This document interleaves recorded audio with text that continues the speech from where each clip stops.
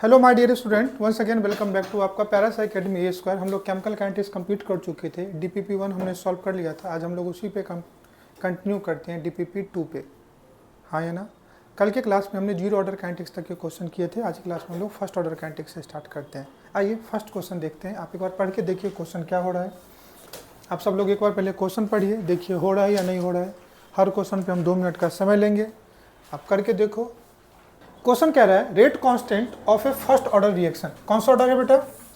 First order reaction है। Rate constant की value क्या दे रखी है, मतलब किसकी वैल्यू दे रखी है? के की। कह रहा है at the reactant concentration of कितना? 0.2 मोलर। तो कह रहा है rate of reaction would be. यही क्वेश्चन कह रहा है ना। क्वेश्चन में आपको रेट कांस्टेंट की वैल्यू दे रखी है, कॉन्सेंट्रेशन दे रखी है, आपसे क्या पूछा है? रेट। बहुत अच्छा सा क्वेश्चन है। R इज इक्वल टू के इंटू ए। अब देखो के और ए पता है तो मल्टीप्लाई कर लोगे, तुमको आर निकल जाएगा। बोलो हाँ ना।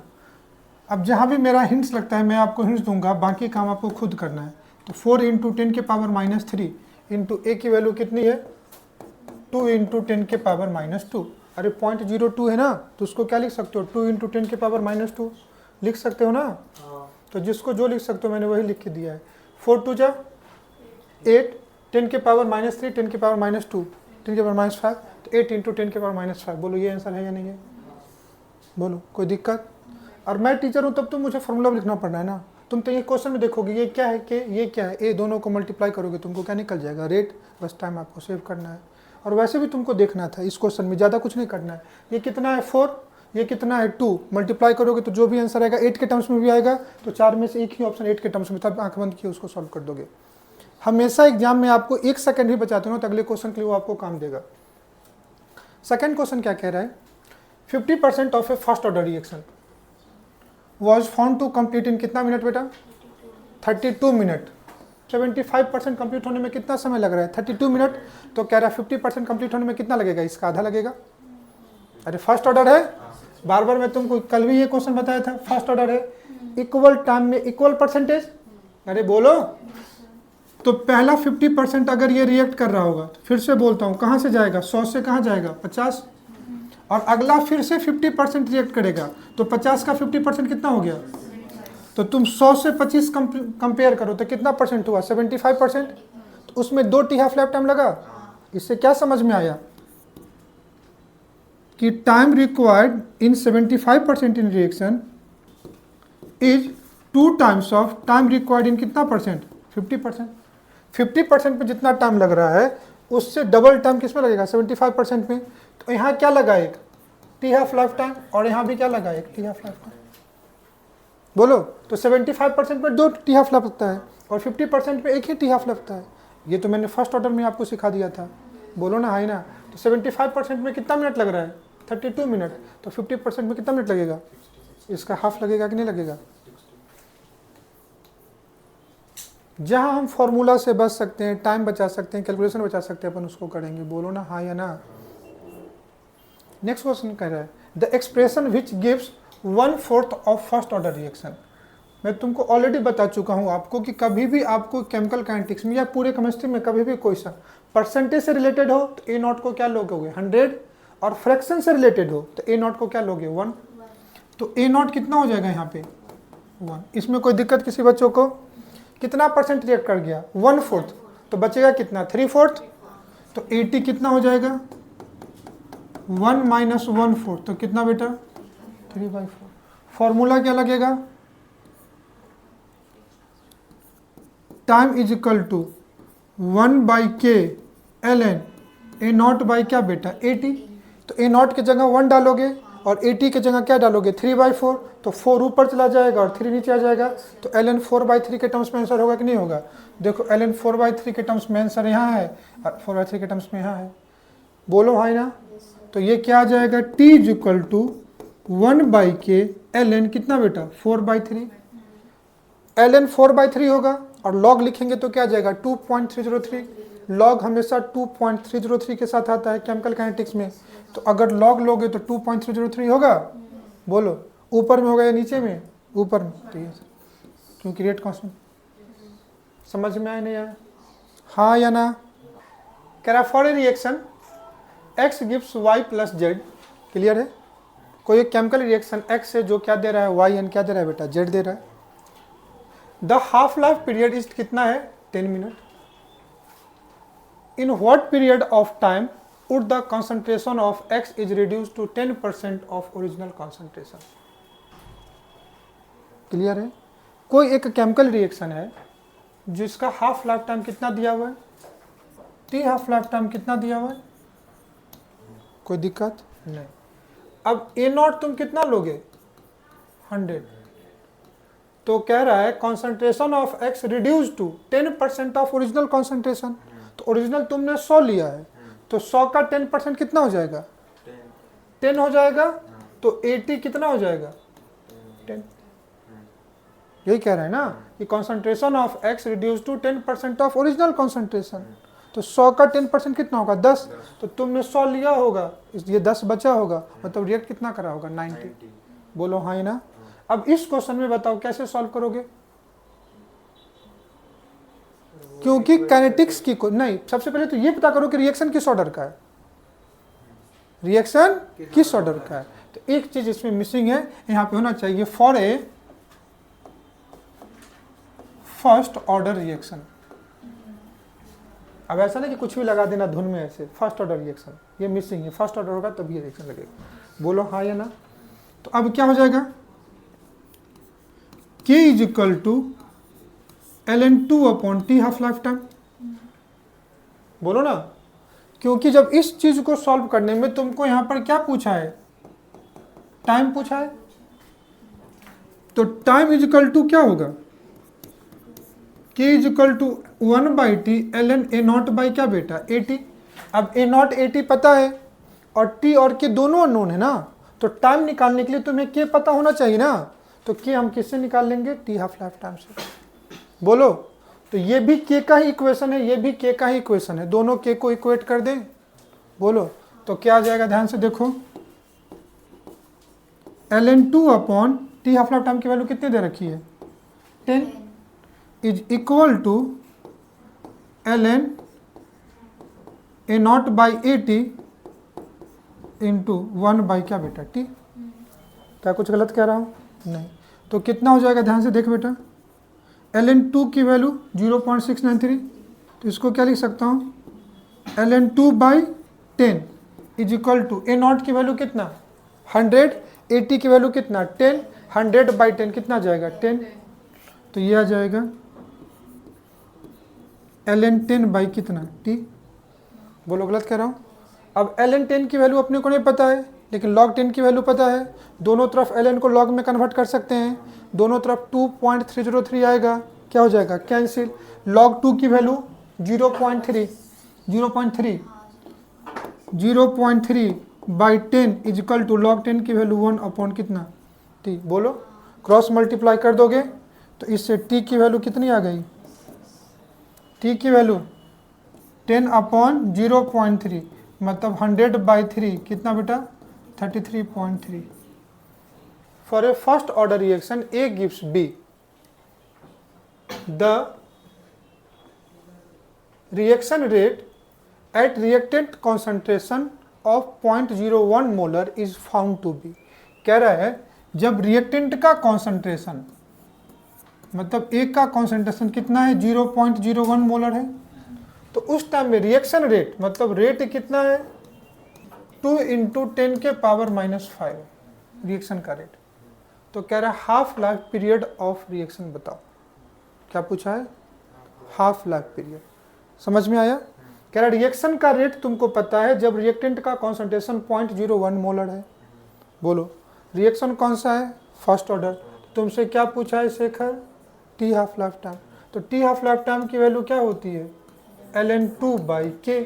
तुम k निकाल लो, तो R और A कॉन्सेंट्रेशन पता है तो k निकल जाएगा, क्या होगा, R is equal to concentration of A into क्या बेटा k। 2 × 10 के पावर -5 इज इक्वल टू 10 के पावर -2 इंटू क्या बेटा k। तो k की वैल्यू आई 2 × 10 के पावर -3। बोलो ना हाई ना। अब आ जाओ, T half life time is equal to 0.693 into k की वैल्यू कितना 2 इंटू 10 के पावर -3, -3 ऊपर जाएगा तो क्या होगा बेटा +3, +3 मतलब 1000, 0.693 को 1000 से डिवाइड करोगे तो 0.693 कैंसिल, तो कितना हुआ 693 बाई कितना 2, कितना हो जाएगा 346 के आसपास होगा, बोलो। In a first order reaction the concentration of reactant decreases from 0.8 molar to 0.4 molar in 15 minute. कह रहा है रिएक्टेंट का कॉन्सेंट्रेशन 0.8 टू 0.4 हो जा रहा है कितने मिनट में बेटा, मतलब क्या समझ में आया कि ये 15 मिनट उसका टी हाफ लाइफ टाइम है। अरे देखो ना रिएक्टेंट जस्ट हाफ हो रहा है, क्या गलत कह रहा हूं, तो क्या दे रहा है टी हाफ लाइफ टाइम कितना 15 मिनट दे रहे हैं।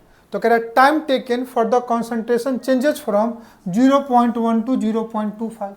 कह रहा है उसी रिएक्शन का 0.1 से 0.25 मोलर जाने में कितना वक्त लगेगा, 0.8 से 0.4 है मतलब कॉन्सेंट्रेशन हाफ हो रहा है, तो वो क्या टी हाफ लाइफ टाइम है। तो अब तुमसे क्या कह रहा है 0.1 मोलर टू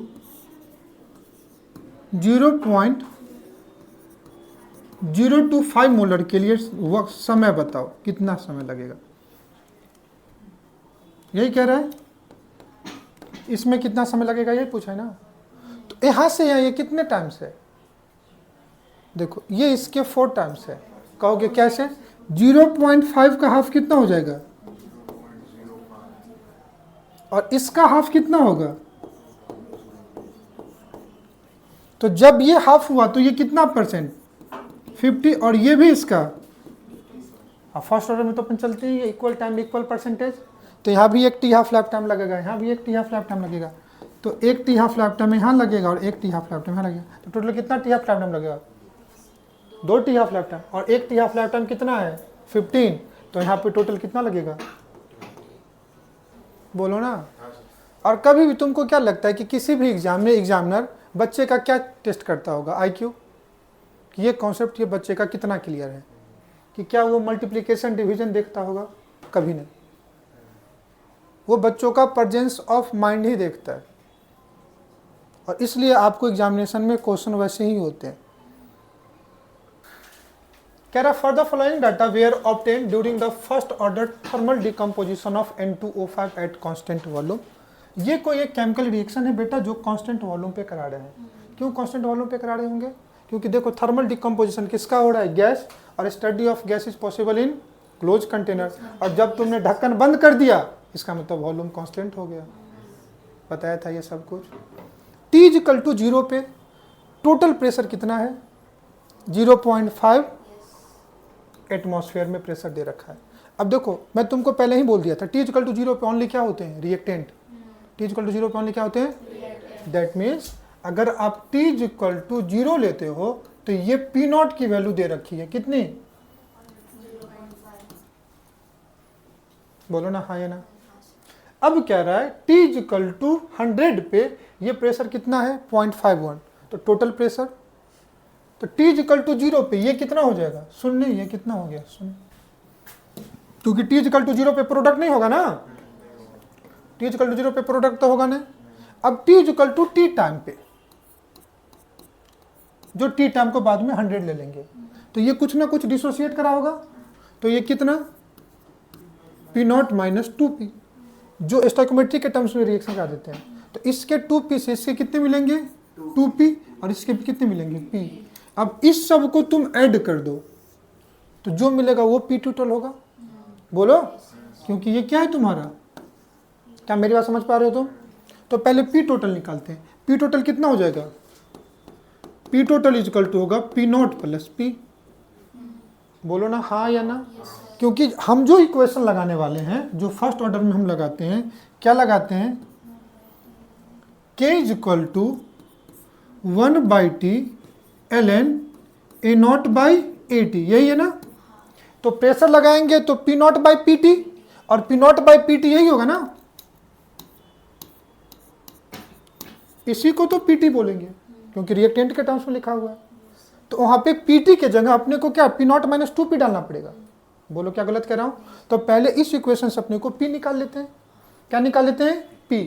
तो PT कितना दिया हुआ है 0.521 और P0 कितना है 0.5, बोलो ना हाँ ना। तो पहले यहाँ से निकाल लो, तो PT की जगह वैल्यू कितना पुट कर दो 512 इज इक्वल टू 0.5 प्लस क्या बेटा P, तो इधर से ये माइनस हो जाएगा, तो P की वैल्यू हो जाएगी 0.012। बोलो अब अपने को क्या चाहिए PT, तो PT की वैल्यू कितनी है P0 माइनस 2P। देखो अब P0 की वैल्यू 0.5 माइनस इसका 2 टाइम्स करोगे तो कितना 0.0, 500 में से 24 माइनस करोगे तो 476 नहीं आएगा ना, तो ये कितना गया 0.476। क्या गलत कह रहा हूँ, अब इसकी वैल्यू यहाँ पुट कर दूँ। देखो ये क्वेश्चन कुछ था, तो क्या ले लूँ बेटा, T की वैल्यू कितना ले लूँ 100 इंटू ln A0 की वैल्यू 0.5 अपन 0 पॉइंट, कुछ गलत कह रहा हूँ, ln को हटा करके लॉग में लाऊंगा तो 2 पॉइंट कितना बेटा 303 इंटू लॉग 100। अब ये कितना वैल्यू है, ये वैल्यू कितनी है 0.5 डिवाइडेड बाई कितना बेटा 0.476, कितना गया 1.05, लॉग 1.05 की वैल्यू ले लो, तो ये लॉग कितना,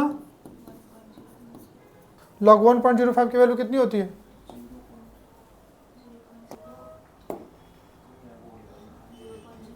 0.02 आया, देख ले कितना बेटा, कितना गया 0.02, तो ये कितना आ गया 2.303 मल्टीप्लाई 0.02 अपॉन कितना बेटा 100। कुछ गलत कह रहा हूँ, अब ध्यान से देख, इसको 2 से मल्टीप्लाई करोगे तो 4.6 के रेंज में आंसर आएगा, 4.6 के रेंज में आएगा, 4.6 के रेंज में कौन सा आंसर है, क्लियर है, मैच किया, कोई दिक्कत, तो बार बार प्रेशर रिलेटेड प्रॉब्लम को तुम क्वेश्चन समझना क्या दिया है उसके हिसाब से तुम डील करना, हाँ या ना बेटा। बस इसमें एक ही चीज़ था, लॉग 1.05 की वैल्यू क्वेश्चन में अगर एग्जाम में होता तो तुमको वैल्यू दिया होता।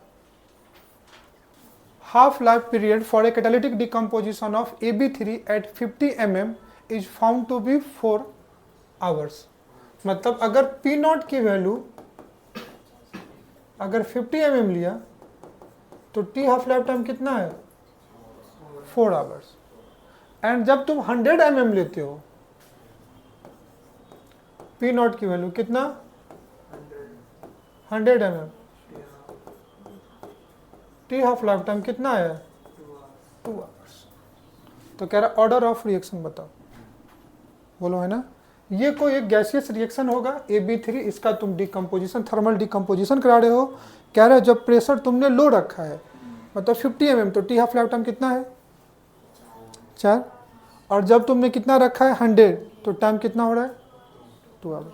मतलब कॉन्सेंट्रेशन के बढ़ने से T हाफ लाइफ टाइम कम हो रहा है, ध्यान से समझना, कॉन्सेंट्रेशन के बढ़ने से T हाफ लाइफ टाइम, क्या हर एक बच्चों को मेरी ये बात समझ में आ रही है, बोलो है ना।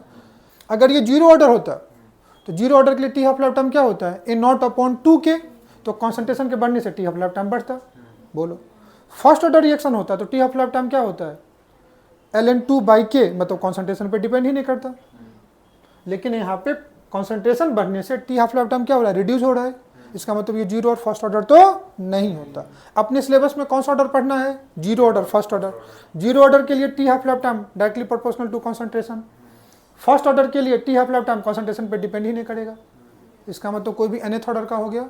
और किसी भी nth ऑर्डर के लिए for any nth order reaction, तुमको मैंने कहा था जो T हाफ लाइफ टाइम होता है डायरेक्टली प्रोपोर्शनल टू 1/A⁻n-1, या इसी को तुम लिखोगे तो ऐसे भी लिख सकते हैं T half life time is directly proportional to A⁻1-n।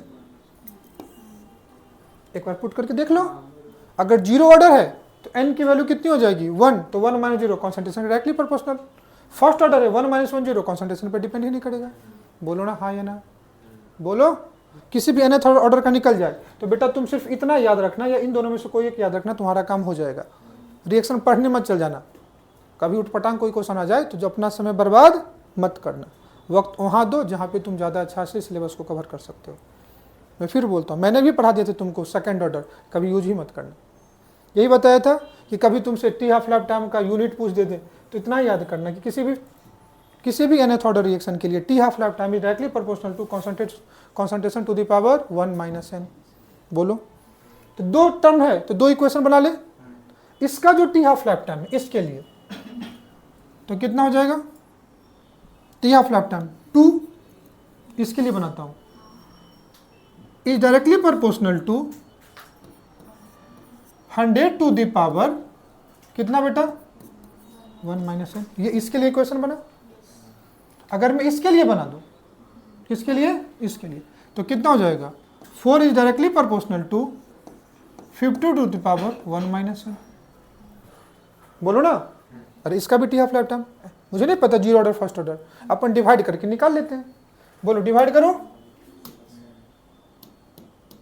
तो कितना हो जाएगा, ध्यान से देखना, 4 directly proportional to 50 to the power 1 minus n and 2 directly proportional to 100 to the power क्या बेटा 1 माइनस 1।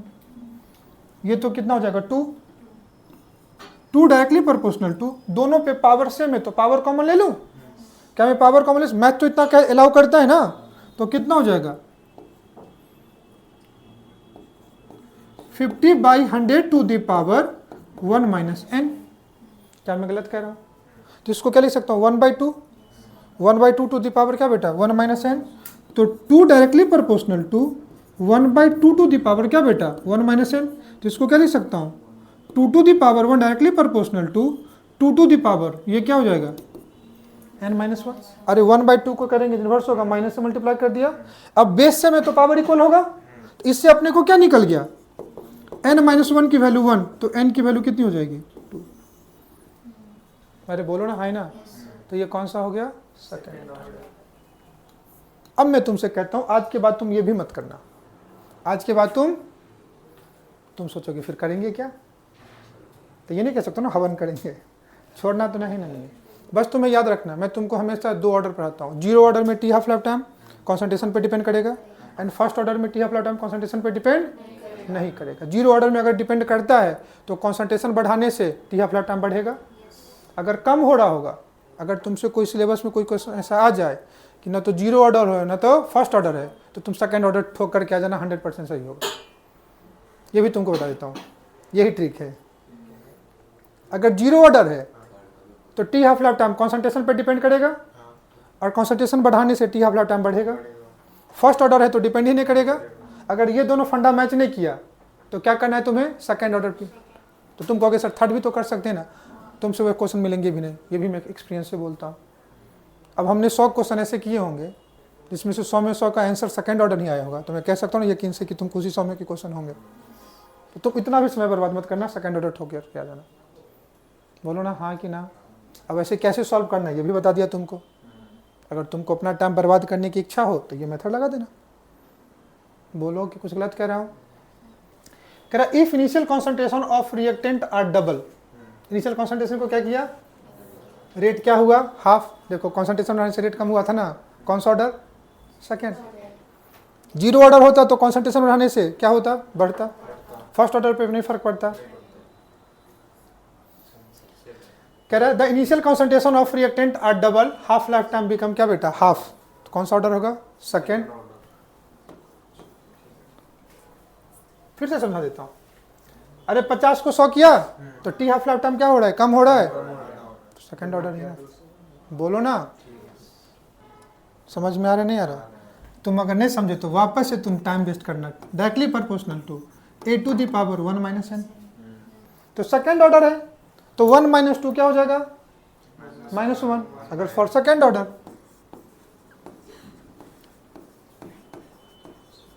तो 1 माइनस 2 -1, मतलब टी हाफ लाइफ टाइम है, it is inversely proportional to क्या हो जाएगा ए। देखो कॉन्सेंट्रेशन बढ़ाने से टी कॉन्सेंट्रेशन बढ़ाओगे तो टी हाफ क्या हो जाएगा कम, इसको कम करोगे तो ये सेकेंड ऑर्डर में तो मिलता है। कुछ गलत कह रहा हूं क्या। For the following data were obtained at a certain temperature for the decomposition of ammonia. Decomposition of ammonia तुमको दिया हुआ है अब ध्यान से देखो, जब प्रेशर 50 है तो टी हाफ लाइफ टाइम कितना है 3.6। अब 100 से क्या किया 100, तो मैंने प्रेशर बढ़ा दिया ना, मतलब कॉन्सेंट्रेशन बढ़ाया, तो टाइम क्या हो गया कम। कौन सा ऑर्डर, गलत कह रहा हूं क्या? तो अगर तुमको क्वेश्चन मिलेंगे बिना इसी टाइप के क्वेश्चन मिलेंगे तो उसके लिए तुम सेकंड ऑर्डर की रिसर्च करने में चल जाना। आगे पढ़ गया, समझ गया है? फिर मैंने 100 से कितना किया 200, तो फिर ये कम हुआ या नहीं हुआ? तो ये देखने को कहाँ मिलता है? ये खूबसूरती सेकंड ऑर्डर की ही है। बोलो ना, this is the beauty of second order. If half life period of a reaction is inversely proportional to the initial concentration, half life is inversely proportional to concentration. बोलो ना।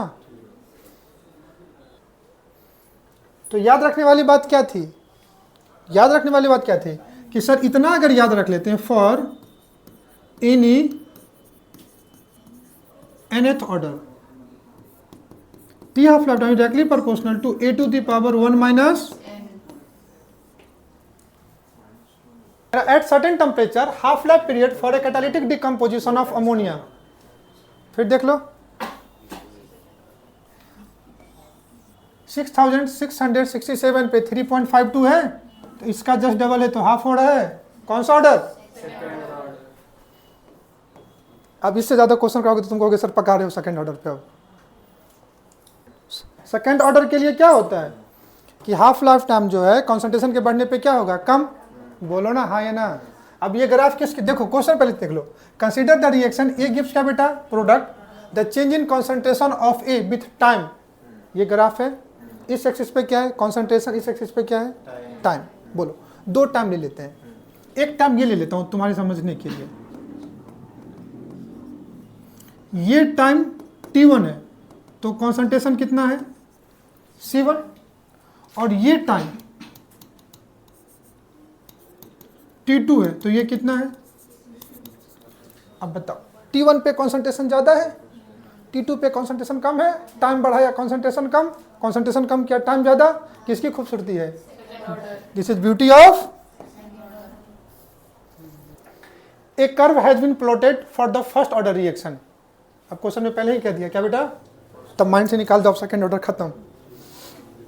First order reaction A gives क्या बेटा B, on the basis of curve calculate rate constant for the reaction if slope is this.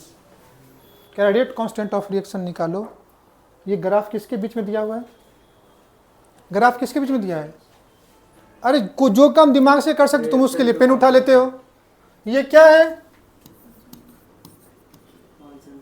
ln a0 by 80 दिया हुआ है, और ये graph किसके बीच में है? टाइम के बीच में। बोलो तो time is equal to 1/k। क्या कुछ गलत कह रहा हूं? तो अगर ग्राफ प्लॉट करोगे इस एक्सिस पे क्या है y, तो अगर मैं ln a0 by 80 is equal to k into T नहीं ले सकता हूं? ये y इज इक्वल टू क्या आ गया m इंटू एक्स।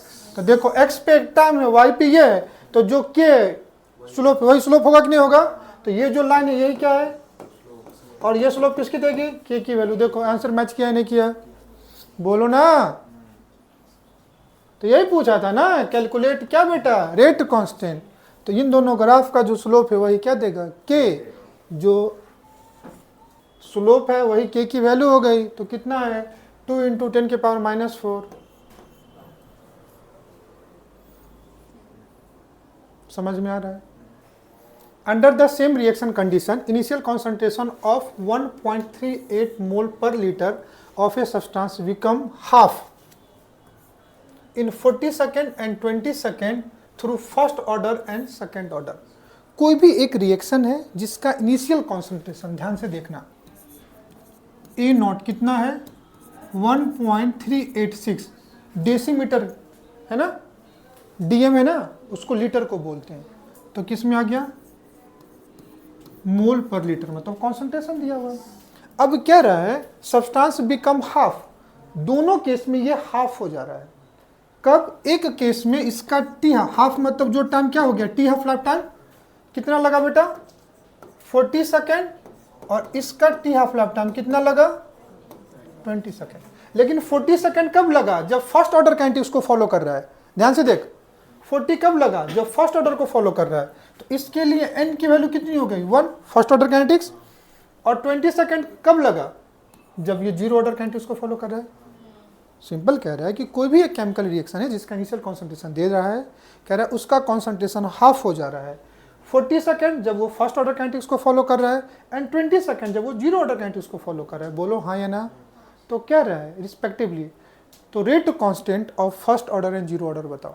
क्या कह रहा है कि रेट कांस्टेंट की वैल्यू बताओ कब, मतलब यहां से तुमको कि rate constant of first order निकालना पड़ेगा और यहां से तुमको rate constant of zero order निकालना। बोलो ना हाँ ना। मतलब इसके लिए भी A naught t half life time दिया है, इसके लिए भी A naught t half life time दिया हुआ है, निकालना पड़ेगा। पहले तुम्हें क्वेश्चन ही एक्सप्लेन किया। क्या क्वेश्चन समझ में आया। देखो बेटा कैसे सॉल्व करेंगे। क्वेश्चन समझ में आया। अगर ये फर्स्ट ऑर्डर है तो इसके लिए कुछ नहीं है। अगर इसके लिए रेट कांस्टेंट आप के की वैल्यू निकालोगे, किसकी वैल्यू निकालोगे के की वैल्यू, तो के क्योंकि k1 फर्स्ट ऑर्डर लिखा हुआ है तो k1 की वैल्यू कितना हो जाएगा ln2 by t half life time. अरे t half life time is equal to ln2 by k, तो k is equal to ln2 by t half life time. क्या ए नॉट का कोई फंड आएगा इसमें नहीं। तो ln2 की value upon T half life time कितना है 40, ये k1 आ गया। सॉल्व नहीं करते, देखेंगे बाद में जो कुछ कैंसिल होगा उसको कैंसिल करेंगे। अब ये किसके लिए जीरो ऑर्डर के लिए, तो जीरो ऑर्डर के लिए टी हाफ लाइफ टाइम की वैल्यू क्या होती है, टी हाफ लाइफ टाइम का फॉर्मूला ए नॉट बाई क्या बेटा 2k। तो यहां से k निकाल लो, तो k is equal to A not by 2 times of T half life time. बोलो, और ये जो k नॉट ये जो k होगा उसी को k0 बोल दूं, मतलब k जीरो ऑर्डर रिएक्शन। ए नॉट की वैल्यू 86 अपॉन 2 इंटू कितना बेटा 20। बोलो अब क्या चाहिए अपन k1 अपॉन k नॉट, तो क्या चाहिए ध्यान से देख बेटा k1 अपॉन k नॉट कितना अपॉन क्या बेटा 40 अपॉन 1.386 बाई कितना बेटा 40। बोलो हाँ ये ना।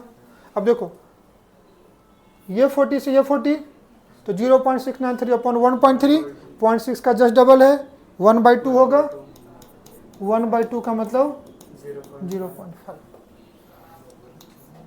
एक चीज तो सही था कि इसका आंसर 0.5 आया। मेथड समझ में आया। अगर ये एग्जाम MCQ होता तो इस लड़के को भी +4 मिलता। पूछो क्यों, क्योंकि गलत तरीके से इसने 0.5 ही निकाला था। तो वो लक है कि तुमने बाया दया कुछ किया, आंसर मैच कर गया। लेकिन एग्जाम अभी जब मैं बता रहा हूँ एज ए टीचर तो मुझे तो स्टेप बताना पड़ेगा ना कि कभी आ जाए तो कैसे निकालूंगा। Rate constant of a reaction of zero order in A is 0.003 मोल पर लीटर पर सेकेंड। मतलब ये रेट कांस्टेंट की वैल्यू दे रखी है, यूनिट से पता चल गया। ये वैल्यू किसकी दे रखी है के की। कह रहा how long will it take for initial concentration to fall from 0.1 to 0.75 molar. मतलब कौन सा रिएक्शन है जीरो ऑर्डर, के की वैल्यू दे रखी है। ये 0.1 मोलर मतलब किसकी वैल्यू है ए नॉट, बाद में 0.75 हो रहा है तो मतलब 80 की वैल्यू दे रखी है। कह रहा है कितने टाइम में ये 0.1 से 0.075 मोलर हो जाएगा। मतलब टाइम पूछा है जीरो ऑर्डर के लिए। तुम जानते हो एक ही इक्वेशन ही जो लग सकता है क्या बेटा 80 is equal to A not minus क्या बचे KT। अपने को क्या चाहिए टाइम चाहिए, तो T इज इक्वल टू कितना ए नॉट माइनस 80 बाई के। क्या मेरी बात समझ में आ रही है। ए नॉट की वैल्यू कितनी है 0.1 माइनस 0.075 अपॉन के की वैल्यू 3 इंटू 10 के पावर -3 होगा। देखो ना 0.003 है ना, तो इसको 3 इंटू 10 के पावर -3 किया। 0.1 माइनस 0.075 0.1 माइनस 0.075 0.025 आया, तो ये कितना आ गया?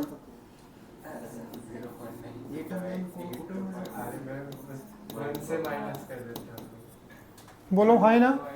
अब ध्यान से देख ले बेटा, यही है ना, -3 ऊपर जाएगा तो कितना हो जाएगा? +3, +3 से करोगे तो कितना जाएगा? 25, 25/3 आएगा।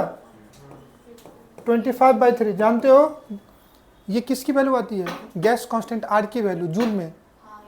25/3, 8.3 को मैं कहता हूँ 825/3। देखो मैच कर रहा है। If temperature of a reaction is increase from 10 degree centigrade to कितना बेटा? 100 डिग्री सेंटीग्रेड। बोलो भाई ना। How many times the rate of reaction become? देखो 10 डिग्री से बढ़ाने पे रेट कितना होता था? डबल। तो डेल्टा टी कितना आ गया यहाँ पे? 100 - 10 कितना बेटा? 90। बोलो हाई ना। तो रेट कितने से बढ़ेगा? डेल्टा टी बाई 10 से। तो 90/10 कितना बेटा? 9 टाइम्स। तो rate 2 to the power 9 times बढ़ेगा।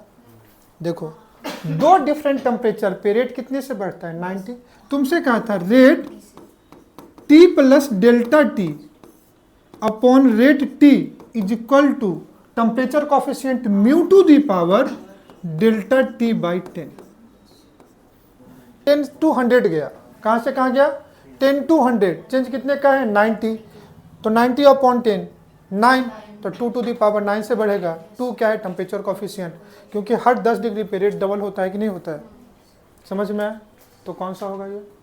Activation energy greater than delta H, activation energy less than delta H, activation energy equal to delta H, any of the above. तुम लोगों ने सोच लिया। और यही एक और क्वेश्चन लेता हूँ इंडोथर्मिक रिएक्शन के लिए। मैं दोनों में बताता हूँ, दोनों के लिए तुम समझना। पहले एक और रिएक्शन के लिए लेता हूँ फॉर। पहला कॉन्सेप्ट हम लोग एक्जो के लिए पढ़ लेते हैं। एक्जोथर्मिक रिएक्शन है, हीट लॉस करेगा तो क्या होगा? जो एनर्जी ऑफ रिएक्टेंट होगा वो ज़्यादा होगा और एनर्जी ऑफ प्रोडक्ट क्या होगा? कम होगा। और अगर इंडोथर्मिक रिएक्शन है तो पहले एनर्जी क्या होगी? कम, बाद में एनर्जी क्या होगी? ज़्यादा। मतलब प्रोडक्ट की एनर्जी रिएक्टेंट से ज़्यादा होगी। और एक्जोथर्मिक है तो प्रोडक्ट की एनर्जी रिएक्टेंट से क्या होगी? कम होगी। बोलिए ना हाँ या ना। अब कोई भी एक एक्जोथर्मिक रिएक्शन हो सकता है, मतलब ग्राफ कैसा भी हो सकता है। ध्यान से देखो, इस एक्सिस पे, एक्स एक्सिस पे प्रोग्रेस ऑफ रिएक्शन और वाई एक्सिस पे क्या ले लेता हूँ? एनर्जी ले लेता हूँ। एक्जोथर्मिक रिएक्शन है मतलब प्रोडक्ट की एनर्जी कम होनी चाहिए। तो देखो ये भी ग्राफ हो सकता है, दोनों ग्राफ हो सकता है। अब इस केस में तुम बात करोगे तो ये जो एनर्जी मैं व्हाइट कलर से दिखा रहा हूं, ये एनर्जी क्या है? Activation energy. क्यों? क्योंकि ये एनर्जी ऑफ क्या है? रिएक्टेंट। ये थ्रेशोल्ड एनर्जी है और ये एनर्जी ऑफ क्या है? प्रोडक्ट। बोलो। और ये जो एनर्जी है इसी एनर्जी को क्या बोलते हो बेटा जी? Activation energy. बोलो। और इंथैल्पी ऑफ रिएक्शन इसी एनर्जी को बोलते हैं डेल्टा एच। बोलो ना। अगर मैं डेल्टा प्रोडक्ट की एनर्जी और नीचे ले आऊं तो इंथैल्पी ज्यादा हो जाएगा। किस? एक्टिवेशन एनर्जी से। अरे ऐसा नहीं ना, ये ग्राफ अगर ऐसा हो गया तो ये भी तो ग्राफ हो सकता है। बोलो। ये जो हाइट है, ये हाइट कौन सा? Activation energy. और यहां से ये लेकर के यहां तक का जो हाइट है ये कौन सा? इंथैल्पी। तो देखो इस केस में इंथैल्पी एक्टिवेशन एनर्जी ज्यादा हो गया। बोलो हाँ या ना। यहाँ पे देखो ऑलमोस्ट इक्वल है कि नहीं है? बोलो ना, गलत कह रहा हूँ क्या? और यहाँ पे देख लो, ये एनर्जी कौन सा है? Activation energy. और ये एनर्जी कौन सा है? बोलो ना। तो इसमें तो कोई रिलेशन नहीं है, वो तो नेचर ऑफ रिएक्शन पे डिपेंड करेगा। कम भी हो सकता है और ज़्यादा भी हो सकता है। कम भी हो सकता है और बोलो ना हाँ या ना। क्या मेरी बात तुम्हें समझ में आई? मैं तीन तुमको अलग अलग ग्राफ दिखाया नहीं दिखाया? एग्री करते हो ग्राफ कैसा होता है? ये एनर्जी ऑफ रिएक्टेंट, ये थ्रेशोल्ड, ये एंथैल्पी ऑफ प्रोडक्ट। बोलो ना है ना। ये रिएक्टेंट, ये थ्रेशोल्ड, ये क्या बेटा? प्रोडक्ट। क्या इसमें कोई रिलेशन है क्या? तो ये कम भी हो सकता है, ज़्यादा भी हो सकता है, इक्वल भी हो सकता है। बोलो ना हाँ या ना। तो ऐसा नहीं सकते हो कि कम होगा या ज़्यादा होगा, तो नेचर ऑफ ग्राफ पे डिपेंड करेगा। ग्राफ दिया होगा तभी बता सकते हैं, लेकिन अपने को तो खुला छूट था, कुछ भी ले सकते थे। तो मैंने तीन अलग अलग ग्राफ से तुमको दिखा दिया। बोलो ना। लेकिन तुम कहोगे सर अगर मान लो इंडोथर्मिक है, तुम कहोगे क्या अगर एंडोथर्मिक है? तो एंडोथर्मिक रिएक्शन कैसा होगा? जहां पे प्रोडक्ट की एनर्जी ज्यादा होगी रिएक्टेंट से। इंडोथर्मिक में हीट एब्जॉर्ब हो रहा है, चाय पहले ठंडा था अब गर्म कर दिए तुम, बोलो ना, यहां से समझना। अगर एंडोथर्मिक है, सुन यहां, एंडोथर्मिक है तो क्या हो सकता है कि प्रोडक्ट या तो यहां जा सकता है, तो प्रोडक्ट की एनर्जी थ्रेशोल्ड से तो कम ही होगी, बोलो है ना, तो प्रोडक्ट इस पॉइंट से तो कम ही होगा, प्रोडक्ट इस पॉइंट से तो कम ही होगा, और प्रोडक्ट रिएक्टेंट से ऊपर होगा, अरे बोलो ना है ना। तो ये तुम्हारा इंथैल्पी ऑफ क्या है,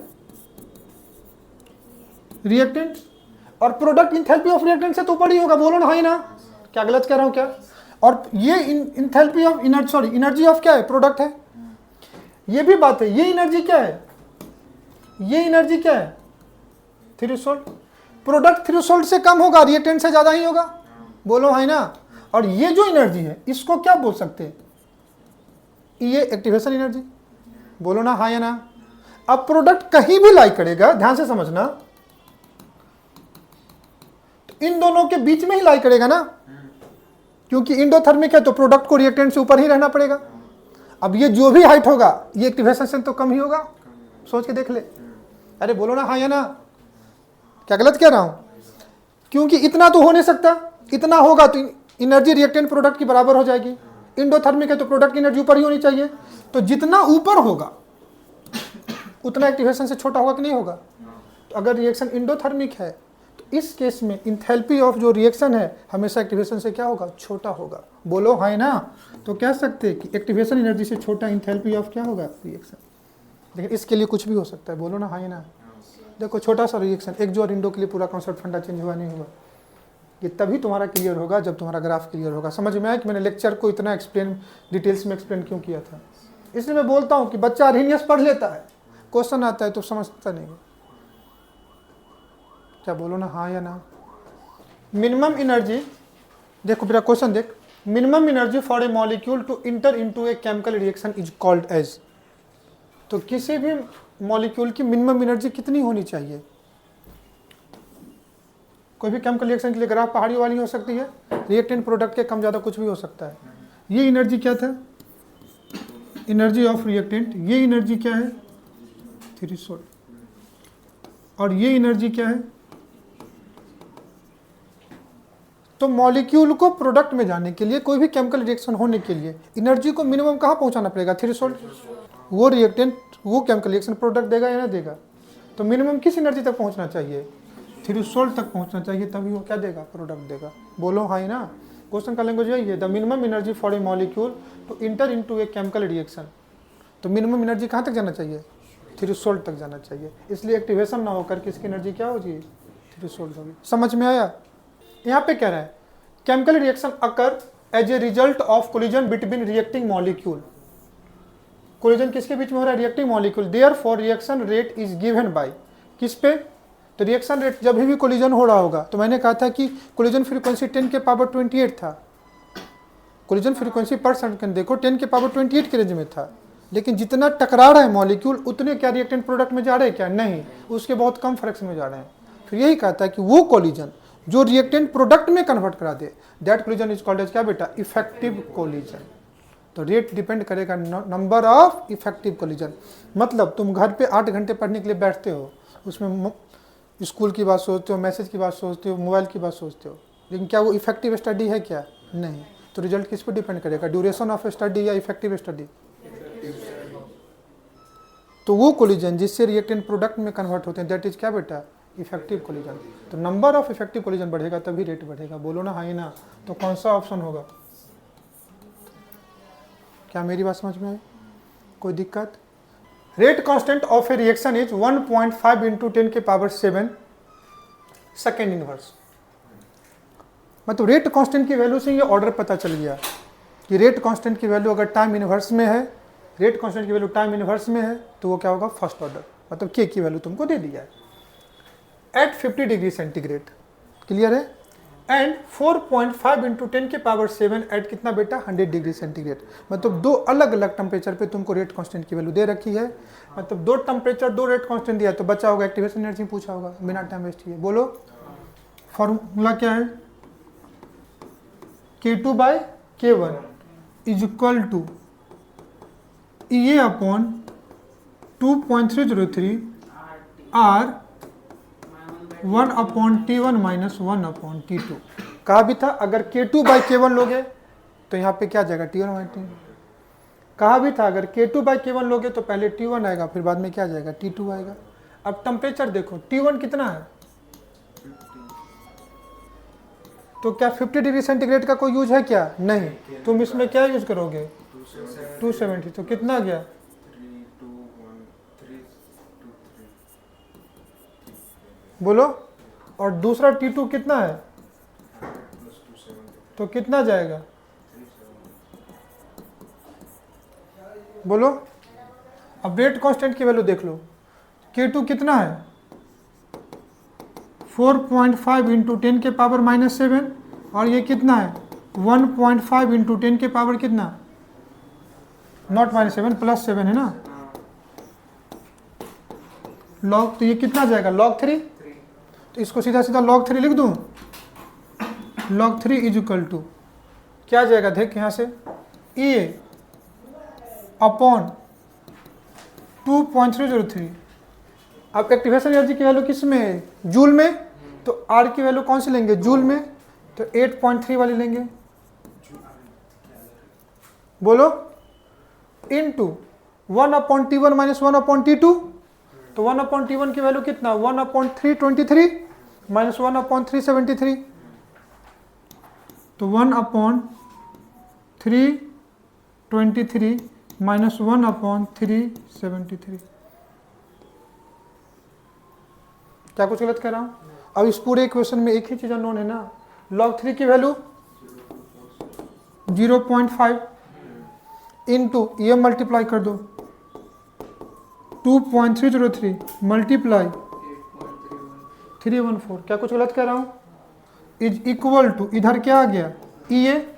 अब यहाँ क्या होगा डिफरेंस, डिफरेंस कितने का आएगा ऊपर में 50 का, नीचे में क्या जाएगा मल्टीप्लिकेशन, तो मल्टीप्लिकेशन इधर आएगा तो कितना जाएगा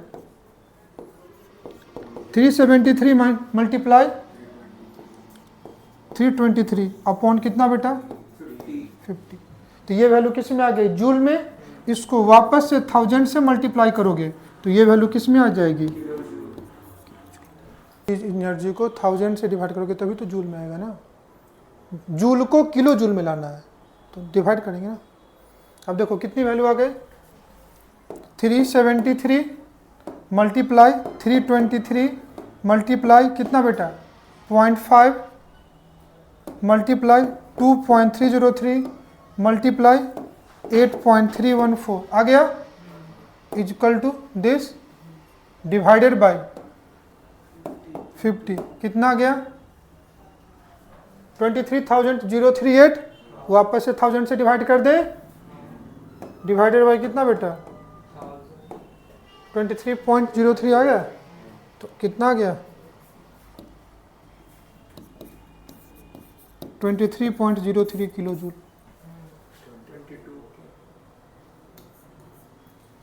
क्या मेरी बात समझ में आए, इसी टाइप की आपको क्या मिलेंगे क्वेश्चन मिलेंगे।